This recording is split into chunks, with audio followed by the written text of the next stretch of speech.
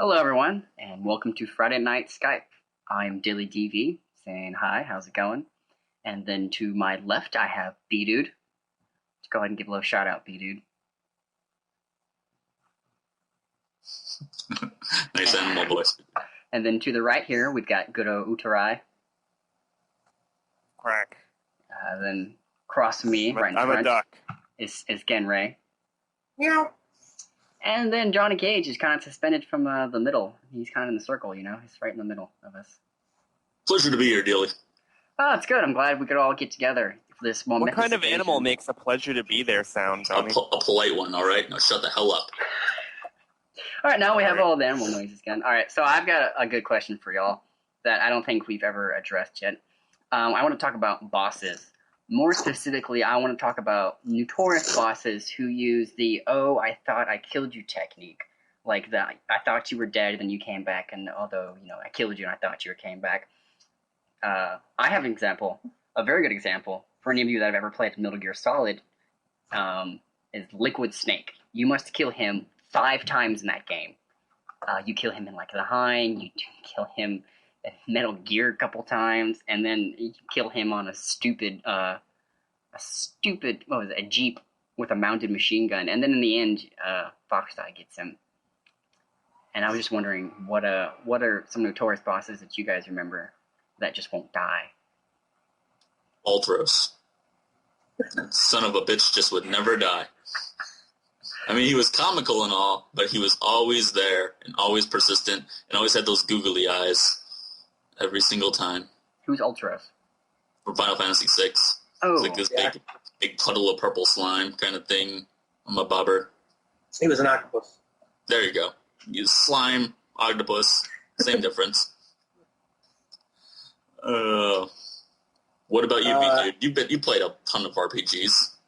Well, I'm thinking one that would be kind of interesting to think about would be like Magus from Chrono Trigger. Go and fight him in 600 AD, and then get sucked into that portal there, and kind of, well, you don't know if he's alive or not, but you think that he probably got ripped apart or whatever. Then you find him in a completely different time zone where Magus goes absolutely crazy, and you think everyone's dead again. And then you find him later on, and he actually can become a part of your party unless you finally do kill him. You get that choice right there. So that'd be one that I would think about. And what choice do you make? Do you take him or do you kill him? Oh, you always take him. You never kill him. you always take him. I didn't like him that much. I don't know. Maybe it was just me. But as a character, I didn't think that he was that great. As a villain, he's awesome, but not so much as a playable character. I just Golden's- enjoyed the badass scythe that he had, I just enjoyed his weapon.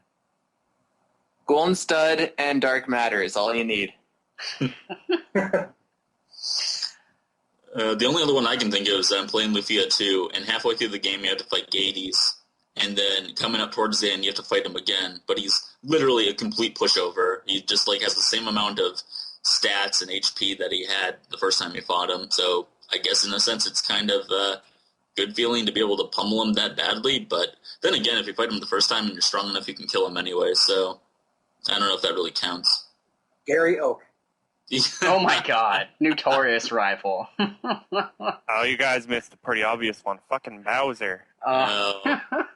He's the only boss in Mario. You kill him like 18 billion times. That's true. My He head just got went to, thrown. He got thrown into a sun, Mario Galaxy, and he's still all right.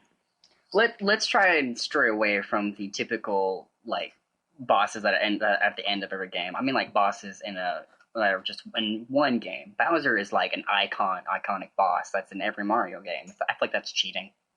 Yeah, same Not with Ganon and I was about to say, Dr. Wily. Yeah, it never died. Oh yeah, because Dr. Wily, that's the essence of threatening right there. Oh god.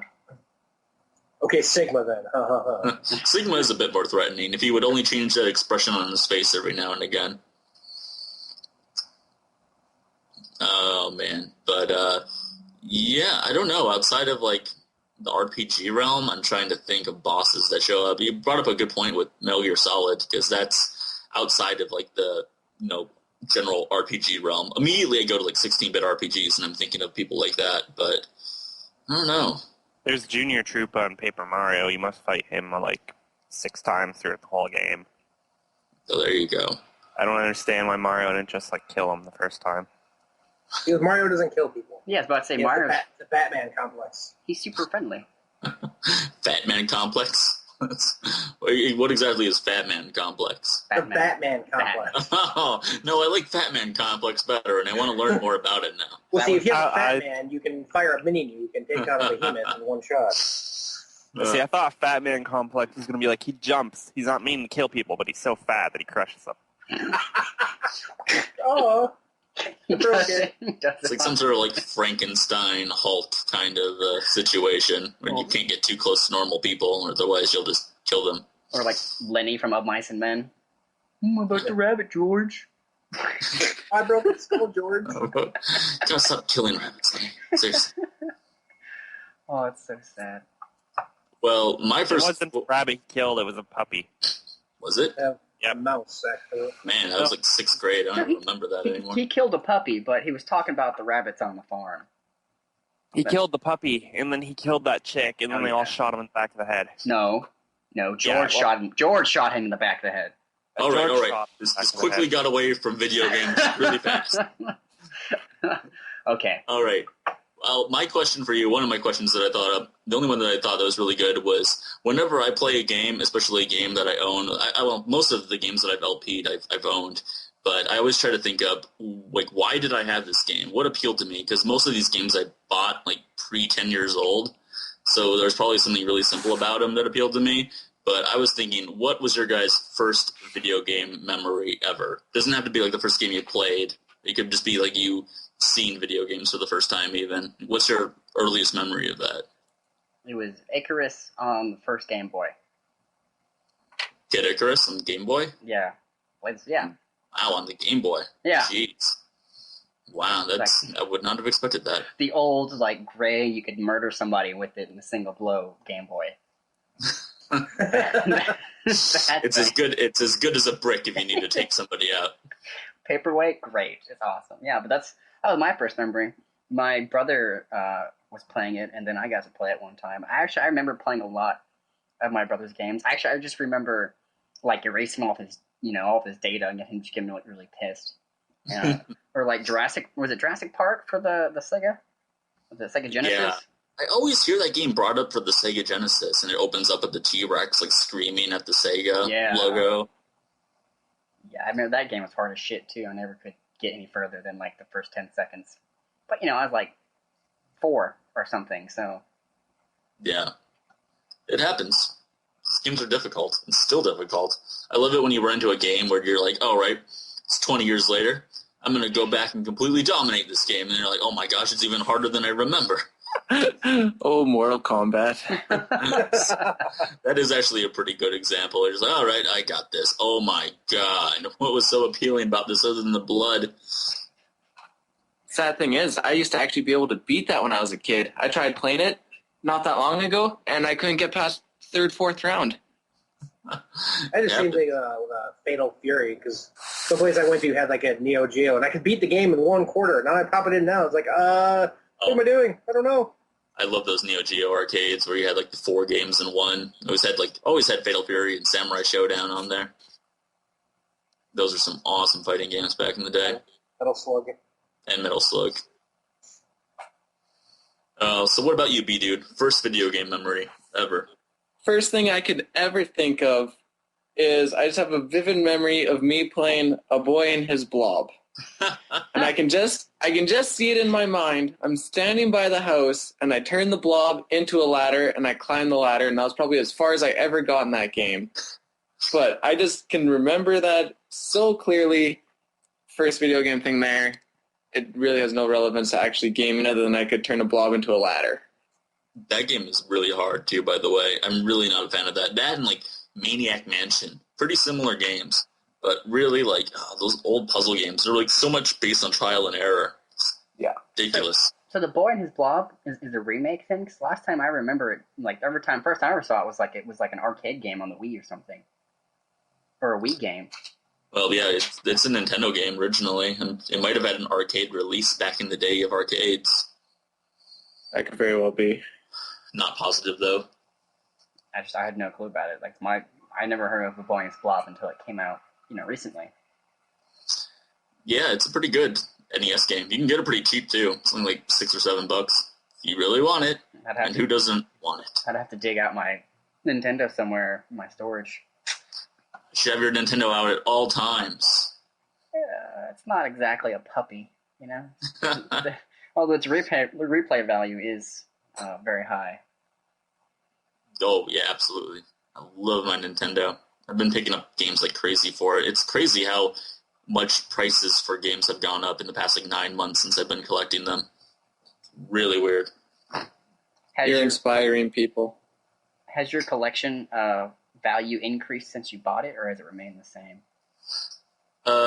It's probably remained the same, but some games I'm just like, I don't know why people don't know that these games are such hidden gems for the NES, like Shatterhand by Jaleco, which is a company that very few people even know. They made some pretty good NES games, though. In particular, Vice Project Doom, which is a game I've mentioned to you guys probably a few times. I got that when it was like $4, and now last time I went to the site that I go to buy games, it was going for, I want to say, somewhere between $15 and $18. It's a really awesome game, kind of like Ninja Gaiden or Batman-ish. Highly recommend it, though.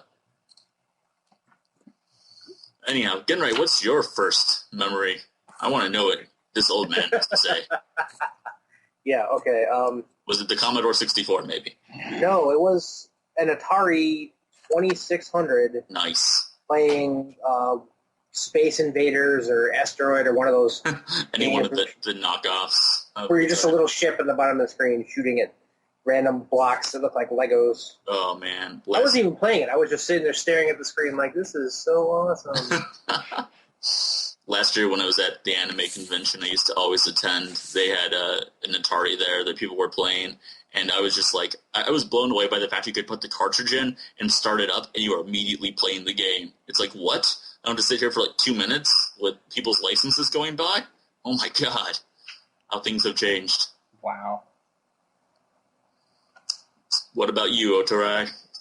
I remember when I was like 3 playing the first Sonic game. Nice. I gotta play more of that.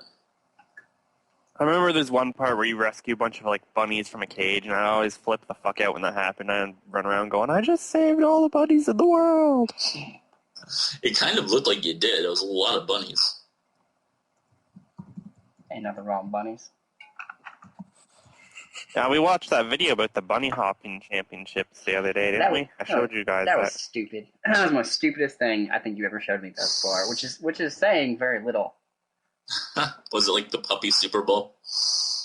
No, that's actually on a lower scale of stupid, or a higher scale, whichever. It would be more stupid, I guess. What I'm trying to say than this. Like, bunny you know, agility competitions for dogs, Johnny. Yeah. Think of that, but instead of dogs, it was rabbits. And the arena is like 30 feet by 20 feet big instead of it being like, 120 feet. Like, it's really small. It was a really small competition. Craziness. But that's kind of moving away from, Final Fantasy and Diablo and whatnot. Too much Yeah, well, just a little bit. It's a bunny jumping competition, so, yeah, I believe so. How many games have had, bunnies in them, though? A lot. Yeah. I'm sure. What is that? Your hair. What's that? What are the rabbits called in Rayman? You guys ever played those games? Oh, the rabbits. Rabbids. The raving rabbits. There you go, yeah. Raving Rabbits. That game is actually fun because you get to slap the crap out of a lot of them. It's so much fun. You get to beat the hell out of rabbits the entire game. Violence. That's your objective. Oh, man. Actually, that kind of segues into the other question that I was going to ask. I'll just knock out my 2 questions right away. Why the hell not? I was actually having a conversation with my mom, who doesn't play video games, never really played games with me and my brother growing up. But she asked me the other day that if you had children, meaning myself, had children, how would you introduce video games to them, considering that nowadays video games are really, mostly mature rated. The popular ones are, at least. Like, where would you go? Would you just throw them to the dogs and let them play GTA and Gears of War? And I mean, parents do that. They really do. Yeah. Or would you start them off with the stuff that you started out with, going back to, like, Nintendo or Super Nintendo? Would you find the happy medium and go with, like, the Nintendo Wii? and most of the titles there are, family friendly. Like, what would be some of your guys' idea for that?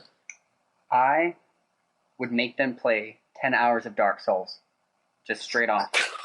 and then when they start crying and they can't take it anymore and they're whining, and then I'll go past that point until their 10 hours have filled up. Then I'll buy a Wii. That's probably the best thing to do, because then they'll never want to play it, an M-rated game again. I'll tell them, look, all M-rated games are like this. They're hard and they're unbeatable. Just stick to the Wii and the happy-go-lucky games. They're unforgiving. They're unforgiving. They really are. I'd rather my kids play like Contra or something, which is almost just as unforgiving, but at least there it's only 2 buttons, so a kid can figure it out more so. I mean, I'm not a very current gen video game player, so when I pick up like a 360 controller, I'm like, oh my god, there are a lot of buttons on this thing. Well, what do I do? My kid isn't going to be retarded, and he's actually going to know how to use a PlayStation 3 controller. You just called Johnny retarded? I think I did. I think I did. Just because I got a little bit of mental retardation. No, that's mean. Someone out there might be really offended by saying that. I think, going back to your question, Johnny, I think that's where something like the virtual console on the Wii would be a really good thing to have. To go, okay, this is like the modern games or whatever else. If you want Play to Star Tropics. Play Star Tropics. Go ahead. And you could do that too. You could just go and play something older. You'd be like, this is what I used to play. See what you think is the most fun. Maybe try and find your own. Now we're going to play all the Mega Mans in a row. The Mega Men. The Mega Men, as it would be.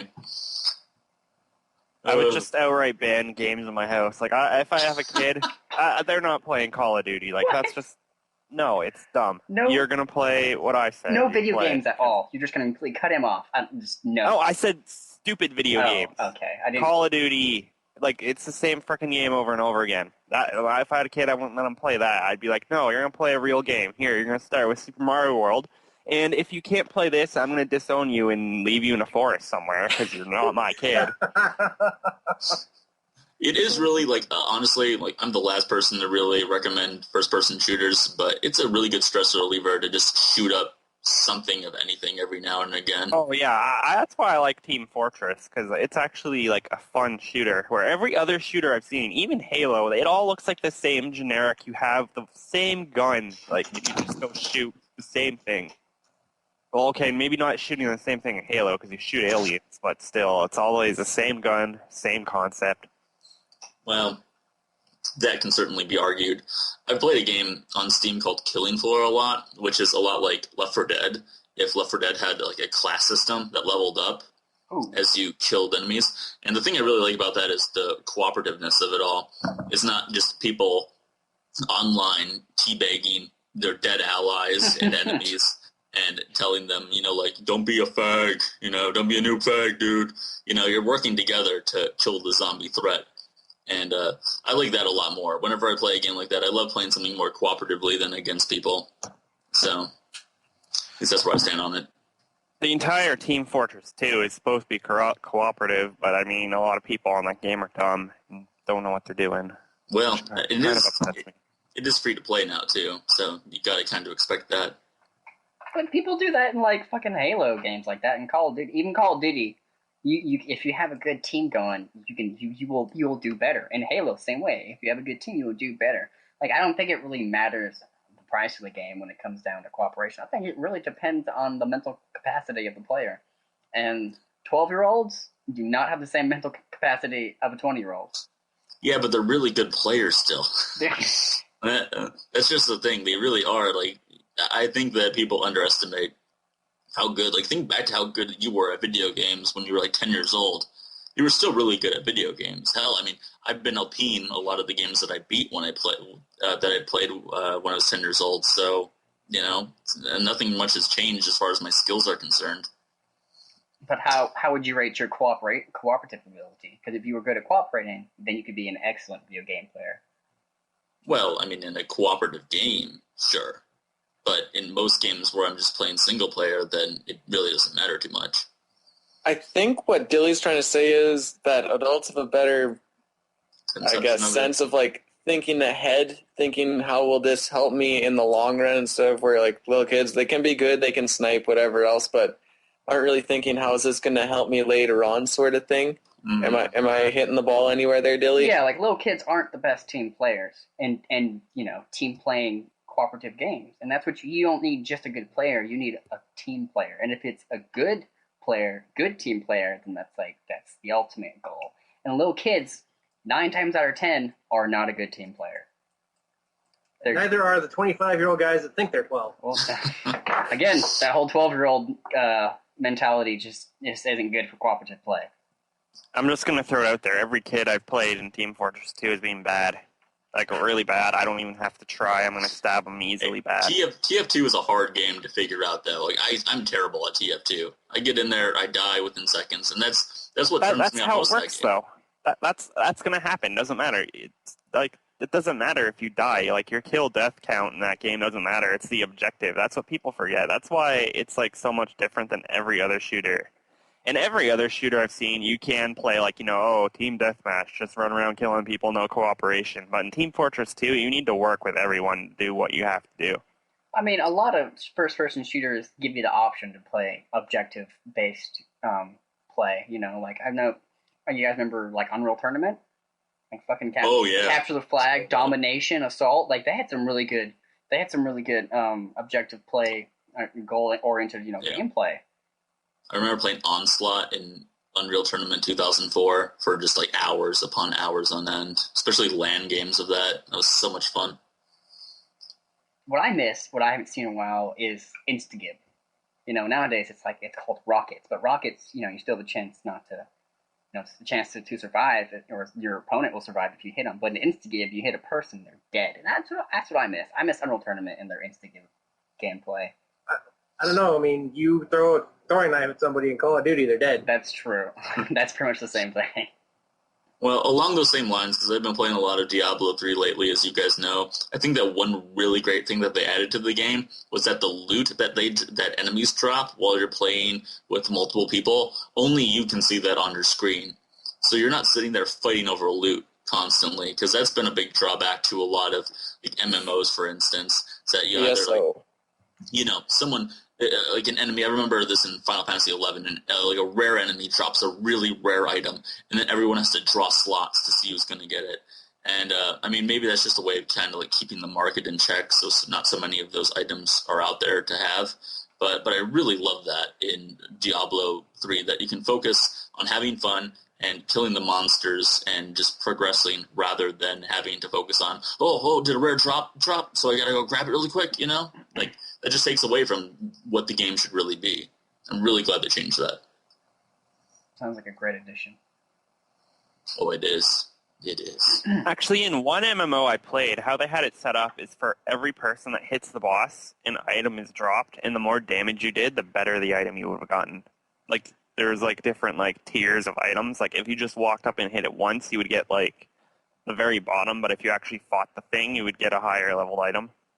That sounds even better. Well, I mean, it kind of does, but it depends what kind of game you're playing, though. But if you're playing like a game like, what if you're playing one where your character is just like a stat-boosting buffer kind of guy, like a white mage that's just supposed to heal characters, not get involved in combat whatsoever? Oh, well, in this game I played, it was pretty much if you're hit once, you're dead. But it was very easy to avoid attacks. All right. Even though there is a healing class, which was kind of stupid, like you could get healing and stuff. But for the most part, if like a boss hit you, you were dead, it would do like all your health. It would do your health good, I'm sure. It would do your health good. Right up the butt. So speaking of like first-person shooters and Team Fortress 2, I just want to ask this question real quick. Because anybody who doesn't play Team Fortress 2 is going to wonder what the hell we're talking about. What is a Kritzkrieg? That's pretty much Instagib, actually. If you're hit with a Kritzkrieg, you're dead. That's the whole story. That doesn't. But what is it? Yeah, well, like, what is it? Yeah. It's the medic has his metagun, and the Kritzkrieg. The metagun makes his target invincible, where the Kritzkrieg makes them have infinite crits for like that duration of time that it's active. By crits, you mean criticals? Yeah. So a heavy under the effect of Kritzkrieg. Like, from far away, his minigun will do 5 damage per bullet. With the Kritzkrieg active, he does 95 damage per bullet. Okay. So if he has the Kritzkrieg effect, he can wipe out an entire team in the amount of time that like it's active for. I think Kritzkrieg is active for 10 seconds. All right, because I was familiar with like the whole buffing up a heavy using the medic's weapon, but I didn't know it as a Kritzkrieg necessarily. So thanks for that clarification. McGenry should already know all about the Kritzkrieg. Yeah, that guy's way too excited. Oh, man. So Johnny's questions are used up. He's pretty much useless from this point on. Useless. I mean, gotta move on, guys. I mean, you're useless and retarded. I mean, somebody else And retarded. ask a question. I need more beer. I got more questions. Don't make me pull them out. I got a good one, actually. I want to see what Make you B-Dude pull it has to out. say. Yeah, B-Dude, your turn. I have to come up with the question? Oh, boy. Well, okay. Someone asked me this the other day, so it's not really my question, I guess, but... It counts. So, they think that every RPG is practically the same, like, gameplay-wise. So what do you think sets apart something like Final Fantasy from Chrono Trigger to, Suikoden, etc.? What is the main factor that makes it so it's not like all just the same game over and over and over? Would we count like the Bethesda games as like RPGs or no? Because those are really different than your standard RPG. That's true. Well, there's always been conflicting styles between JRPGs and Western RPGs. Mm-hmm. That's also way back in like the Wizards of the Ultima series, versus the whatever the earliest stuff from Japan was, Final Fantasy. Dragon Warrior. Way back to like the 80s. But I think the biggest difference is just I think that if you enjoy a good story, then you're able to enjoy different RPGs more so than anything else. If you're not into sitting back and enjoying a story, then you're not going to be a very big fan of RPGs, and obviously you're going to look at them as if they're all the same. Yeah. As far as I think that a role-playing game is basically telling a story with combat, action, gameplay secondary, whereas pretty much every other game is the opposite. Every other game has to drag you in with, you can shoot people. Oh, and there's a story somewhere in here. I'm sure. Aliens, kill them. Yeah, I agree. I think story is what really separates the RPGs. Some RPGs, the combat is different. Like, I know The Last Remnant, the combat is way different. It's exactly like an RPG. The level up system is a little bit different. But actually, you're ranked, that's what it is. You're on a ranking system. But the battle system in The Last Remnant is really what captivated me about that game. I didn't care too much about the story. It did keep me entertained, and it did keep me drawn to it. But the gameplay is ultimately what kept me playing that game over and over again. So, I mean, if you can find an RPG whose combat, what's that game that was in PS2? It's like the Hearts or something, like Darkness Heart or something. I can't remember what it was. Kingdom Heart? No, not Kingdom Hearts. Kingdom Heart? Yeah, was it Kingdom Hearts? No. It was another Heart. It was some other game with the hearts in it. I can't remember. Shadow Hearts? Shadow Hearts. There we go. That has a sphere, and you have to hit the button, or you have to hit at certain points on the sphere each time. And if you get in the right corners, you get a better hit. Things like that. I mean, I think really affect how good an RPG can be. If they at least try to get away from the standard level up, input attacks command, and incorporate a real time effect to it, like in Final Fantasy IV or anything. I think that really helps, and I think that if you have that to a good storyline, you have a really good RPG that will separate itself from the rest of the crowd. A lot of games that have come out are sort of hybrids, like Devil May Cry. Yeah. Where it's an action game with RPG elements. Yeah, but they've had that ever since, River City Ransom. Awesome game. Action RPG. Completely. There's no story to River City Ransom. Your girlfriend's been kidnapped by Slick. You gotta get her back. Well, that's the same story as Double Dragon, so that doesn't count. Yeah, but there's no level up system in Double Dragon. Yes, there is. Oh. No, well, okay, there Level 1 to vaguely level 2, is based on the points that you have, but it's not like... That's actually good. Right there, you bring up a good point. That's like saying that Zelda is an RPG, and that's an argument that's been going on forever and ever. And we mentioned it briefly, but that's a good question to address right now in our first episode of this Friday night Skype thing. Does leveling up, whether or not Zelda is an RPG. Well, okay. What is the basis behind that question? Is if you level up, is it still an RPG? I mean, is what my thought behind it is that if you level up, it's an RPG, and then the argument to that is obviously, well, like Utorai pointed out when I had brought it up the first time, Zelda 2, you level up in that. Link's Adventure, you level up in that game, but that's still like such the black sheep of the Zelda family. Yeah, that needs to be erased from history, just to be honest. No, I mean, it's a good game. It's very hard. It's a great game. It's actually one of my favorite Zeldas. Yeah. It's a tedious game, but just like Simon's Quest for Castlevania 2, it's not really that bad of a game. It's just tedious as all hell, like a lot of NES games were, unfortunately. But that's how that'd be. I would look at that question like this. RPG, that means role-playing game, which means you have to progress through a story and play as the role of the character. So technically, leveling up and getting stronger through that way isn't really a staple for it being an RPG.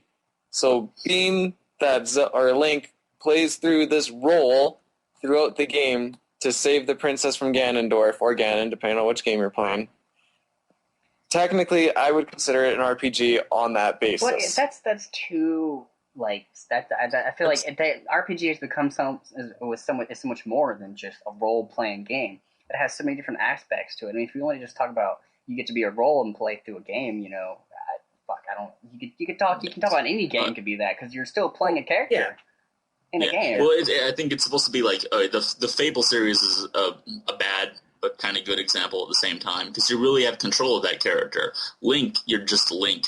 You're not necessarily being yourself. You're not molding that character. You're not really playing as like yourself in that position. You are Link. There's no other way around it. I mean, you could even call, if you want to say, if Zelda is an RPG, then so is Metroid.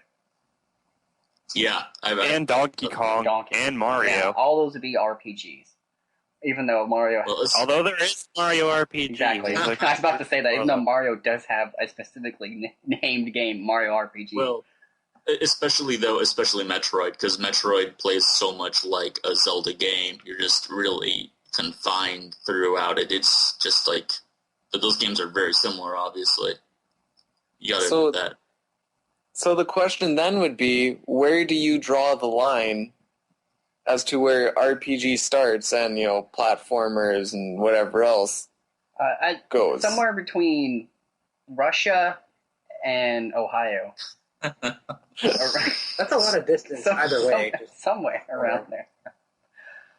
I don't know. For me, it's always just been about being in control of like your stat building, being able to build that character. That for me is what an RPG really is. And I think Demon Souls and Dark Souls is actually a good example of an RPG and what RPGs have, really become. I feel like, there's two standards now, like you said. There's like the JRPGs where you have a party and you're battling enemies in a combat and then you level up. And then there's like the Fallout games and the Dark Souls games, and the prototype games. Even those like that, you're still building levels, you're still collecting something to build up your character. And I think all those fall under some sort of RPG. Like I think if we could sit down, we could really start classifying. Oh, this is this RPG. This is this RPG. And this is some. Well, I don't know what this is, but this is going somewhere. Miscellaneous RPG. Gotcha. I like the RPGs where you get to make choices if someone lives or dies. Yeah. I mean, I think that's what made Chrono Cross such an epic RPG, was that it had multiple endings and you got to choose. Well, I guess really the only thing I can think of majorly you got to choose was like having Magus join your team or not. Don't you have the option to save Chrono? You don't have to save him, do you? No. Well, I loved it the first time I played that game, and they had they put you on trial, and then based on the things that you had done in the beginning. Because it's an RPG, all right, I'm at this festival, I'm just going to go around stealing whatever I want. That's what I do in RPGs.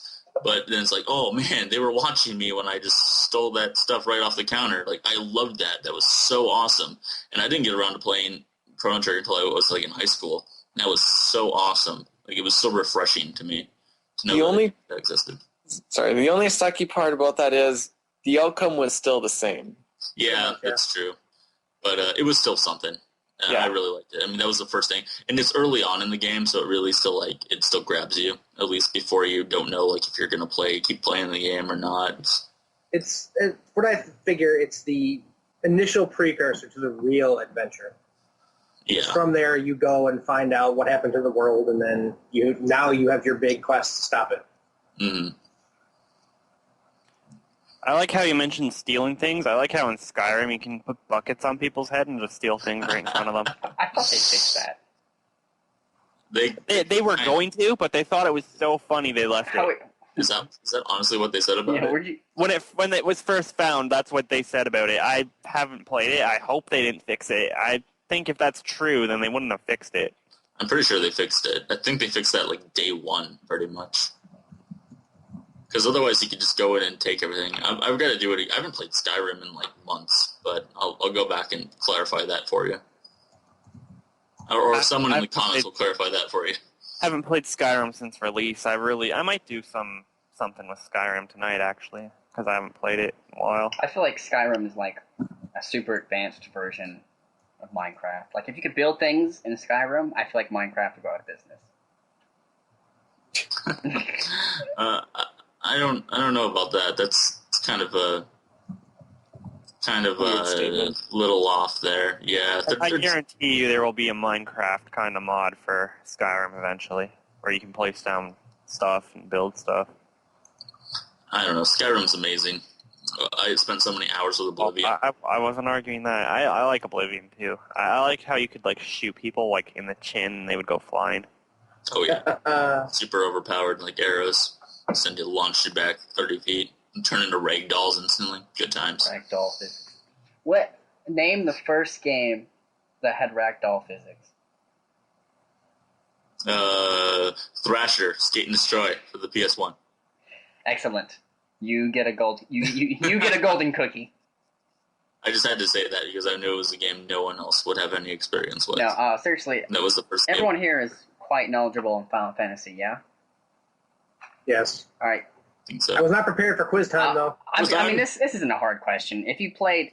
We better get gold stars. I know you guys, at least Genry, Dude, and Johnny, I know you guys have all played, a lot of the Final Fantasies. I've only played 7, Tactics, and 10, and 12, and 13.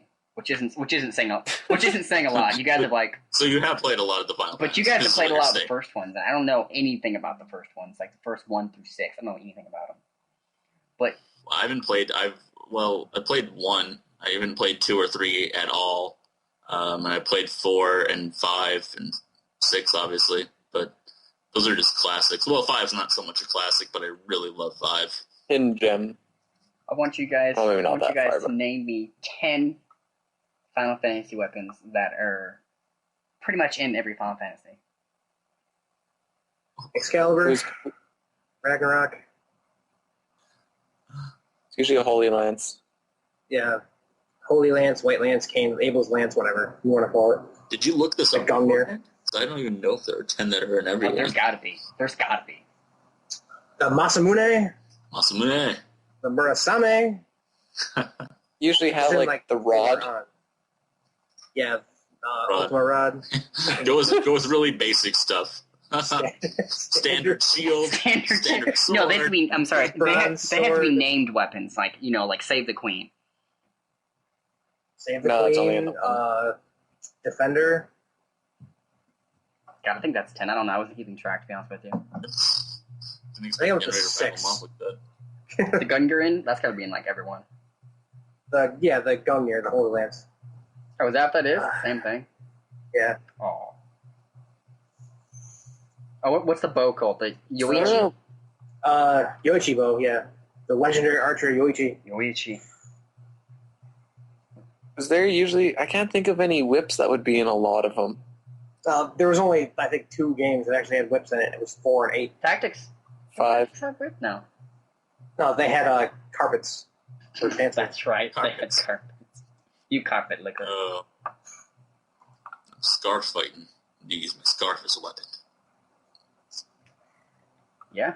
That's a hard question. I mean, I don't think it's that hard. I think like you just have to like look at any Final Fantasy game, look at all the good weapons, and then that's it. That's in every Final Fantasy game. Yeah. But yeah, that was short. How about you? Is there more games that have like an Illumina or a Holy Sword of some sort? Zelda has the Master Sword in every friggin' game. Illumina was their Excalibur. Okay. It was actually, I think, in the Japanese version, it was named Excalibur. I don't know why they changed Master it. Sword is Link's Excalibur. Or the White Sword. As plenty of people got angry at me for calling the White Sword the Master Sword in the very first Legend of Zelda. It looks just like the fucking Master Sword, man. I'm telling you. Just keep picking up them coins. And all its 8-bit glory. You don't even need to pick up coins in the original, man. Just go find the secret spot where you got the guy that give you 100 of them. 3 of them on the overworld. Man, you're set. Go grab yourself the blue ring. Blue ring of power. What? Captain Planet? That's all I got. Sure. I tried playing the first Zelda. I didn't get very far, and then I gave up. That's what most people do when it comes to so it's a tough game. You really need to kind of know what you're doing. Dude, my mom could beat that game though. Or have lots of time. What about your mom? She beat that game. She like anything past Zelda she can't play, but she loves the shit out of the very first Zelda game.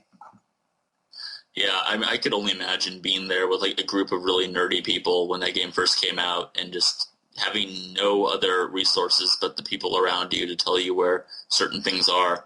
And even finding, all of the freaking dungeons. Finding Death Mountain, I mean, it's in the mountains, obviously, but to find that's going to take a while. Well, maybe not, considering where it is, but I don't know. In the second quest, I'll forget about it. Kind of met. Jeez, it's ridiculous to be able to do that with no kind of guide. But I mean, like, it must have been at least somewhat doable. It's not like the creators of the game would be like, okay, we're gonna make a game that nobody can beat. Well, yeah, I mean, there are hints hidden throughout, and they had Nintendo Power. No, they didn't have Nintendo Power. The thing about a lot of all the hints is that they were behind bombable walls that look no different than any other wall. And then you get there, and just some old senile guy who doesn't know what he's talking about. Yeah, it's like we have 25 letters that we can try to spell out a hint. It's like text messaging. I got to use acronyms and just short variations of the words. Well, this is going to lead into my question here.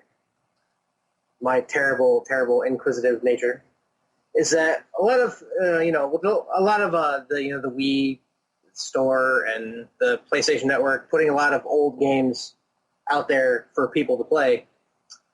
And I'm wondering if your opinion are old games harder because they're difficult or because they're poorly programmed? Both. Yeah, some old games are just very poorly programmed. That's absolutely certain. But they had to be. I remember hearing a story, and I brought this up to you before we started this, about Battletoads.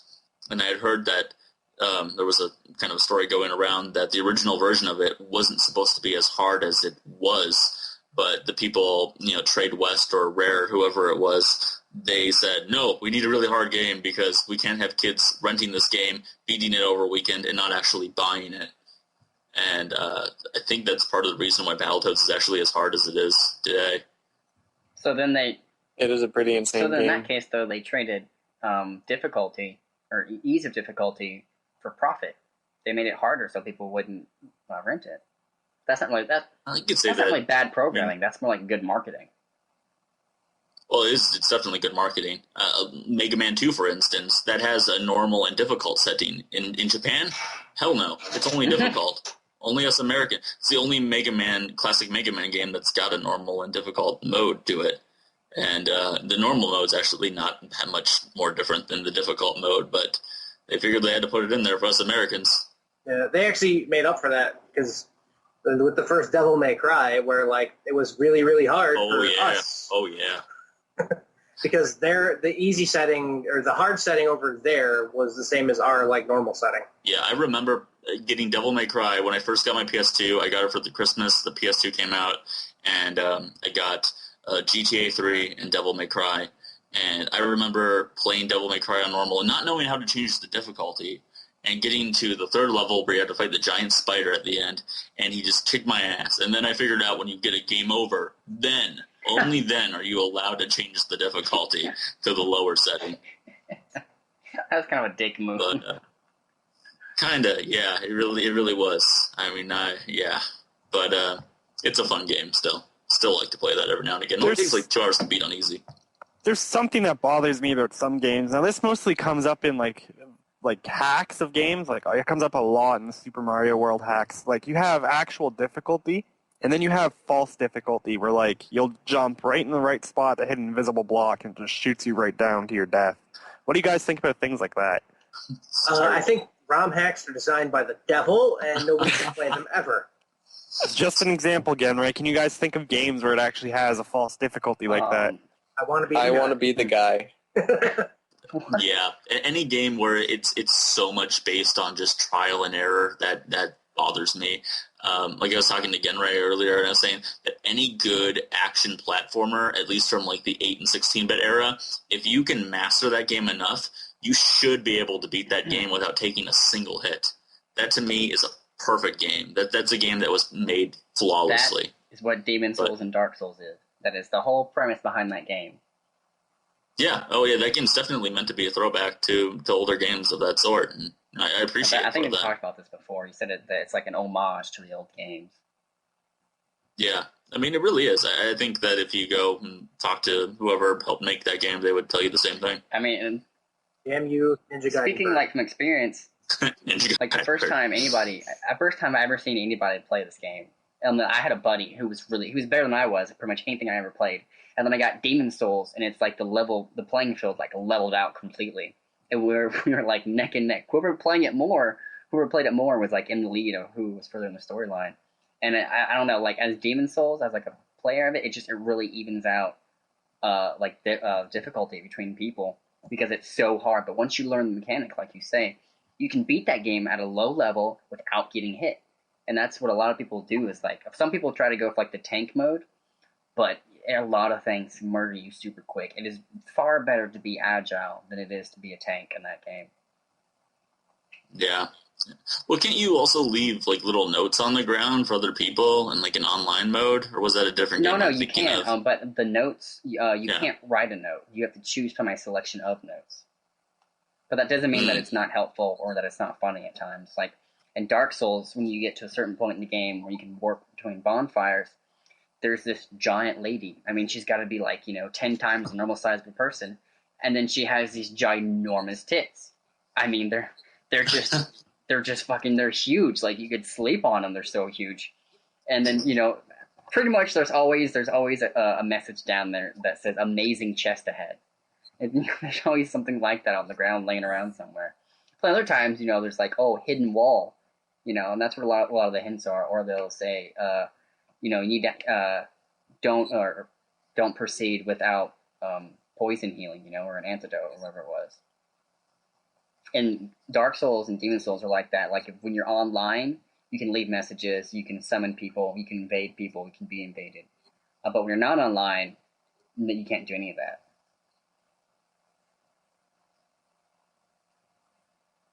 So, yeah.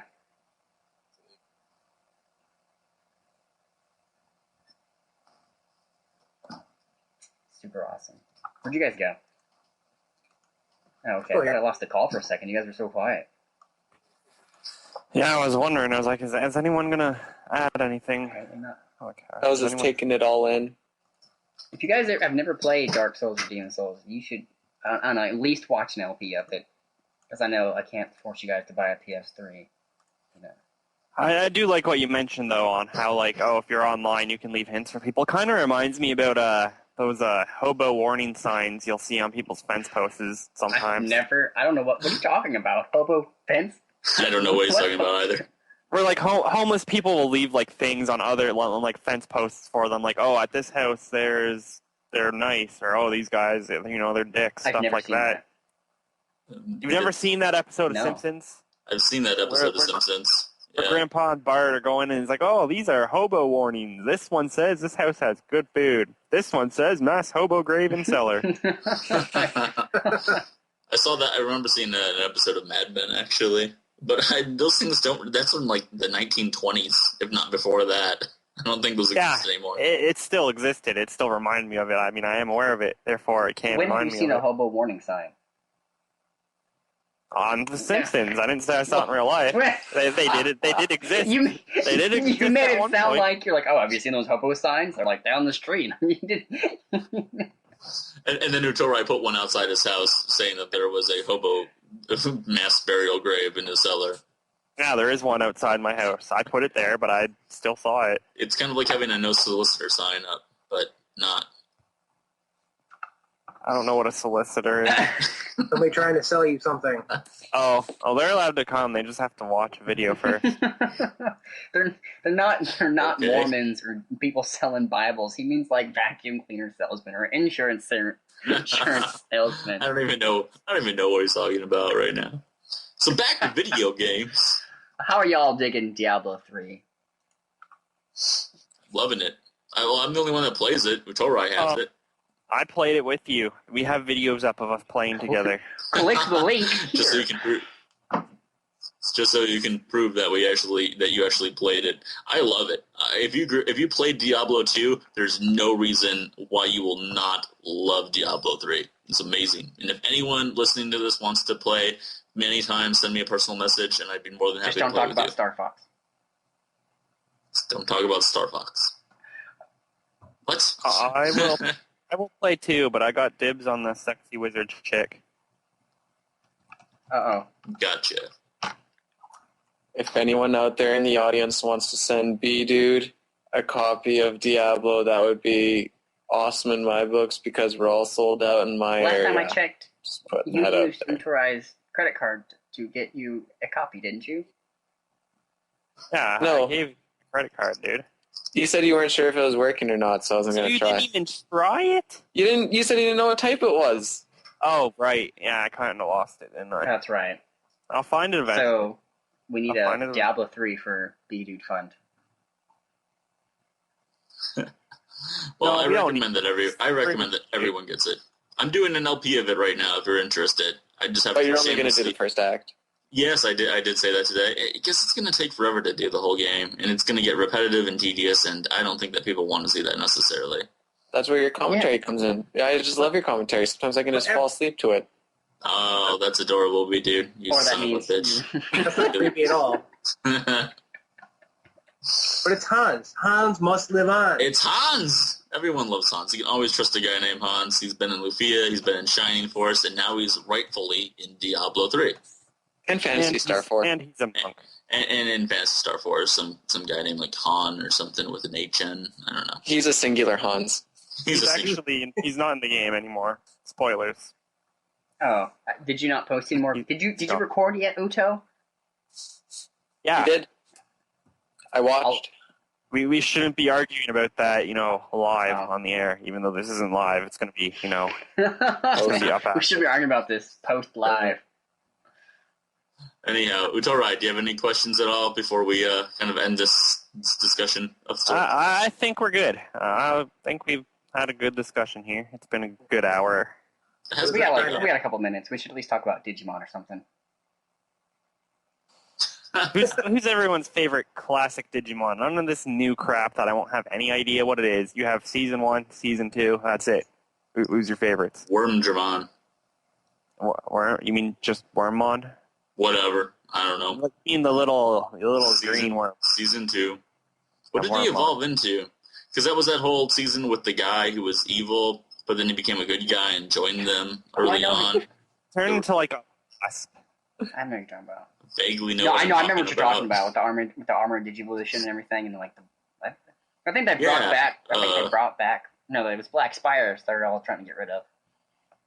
Blackboard Greymon, my favorite though. Definitely Blackboard Greymon. I can't remember the name of it, but it's like a giant cactus with boxing gloves. Yeah, Yeah. that was. What was that stupid Nimi? Well, yeah, what was her Digimon's name? The rookie form. Nobody. I don't remember. I just vividly remember that one. My favorite would have to be Gillamon, season 3, the red dinosaur, the red smoke. Hey, there is no season 3. I said classic season 1, season 2. I Yours watched doesn't count. season 3 though, and they used a lot of all Digimon. Or maybe they didn't. I don't remember. Fine then, Vmon's my favorite. If you really had to get down to it. All right. What about you, Genray? I don't know mine. I don't know, man. Oh, my Don't favorite. worry. Genray and I will be over here playing Atari. You guys can just go talk about what you want. My favorite Digimon's Myotismon because he reminds me of me. That's okay. Yeah. Oh, It he wasn't looks. like being humble. Lonely, eats a pound of And bacon he's a every day. vampire. Well, no, Sorry. I meant he looked like me, but okay, we'll go with Pretty much a that. vampire. Johnny knows my daily habits, apparently. Okay, Uto is like, I'll be right back. Or no, I came in one day to the conversation like, oh, hey, Dylan, I ate a pound of bacon today. Way to break the ice. Yeah, that did happen. In fact, I might go cook some bacon right when we wrap okay, up here. Eating. Put it on some nachos. Okay, a good. public service announcement. It is not healthy to eat a pound of bacon. Well, you should eat something, if anything, Dylan. I You're need like to eat 5 something. I pounds. haven't ate anything all day. Yeah. You're like 10 pounds sopping wet. I don't know what that There you go. means. 10 pounds on a good day. When you're wet, you're heavier. Okay, we're gonna wrap this up. So Thank you for clarifying that. I was confused. Well, he said I don't know what that means. I didn't say. All right, we're wrapping it up, everyone. Thanks a lot And for joining bacon. us, guys. This has been the Johnny Cage. And MB dude. I want to call you B-Bud from now on. B-Bud Uto doesn't have a sign off. and Genray. We all have a sign off and sign on except for Uto. Yeah, everything just streams together for him. Well, yeah, because why I do that is because I myself, I like to watch people's LPs in huge bursts. Like when someone first puts something up, I'll just be like, all right, that's cool. I know this is happening. And then when they're done, I'll just sit down one night and watch their whole thing. So I like it when it's like continual. Like I don't like it when every time it starts over, someone's like, hey, and then they're like goodbye at the end. I like everything to be together for the most part. You know, we will all stop that for your I'll sake. just do it like the next 5 episodes. I won't. Conform, B-dude. I have a system. Don't mess with my system. Flawed. Man's Go system. I don't Panic care. neutral. Alright, well, Uto won't say anything, but the Dilly DV here, I'm waving at the computer. I know you can't see me, but I'm fucking waving at the computer. I can still say goodbye and wave, even though no one will see it. Goodbye, everybody. See you all next time. Alright.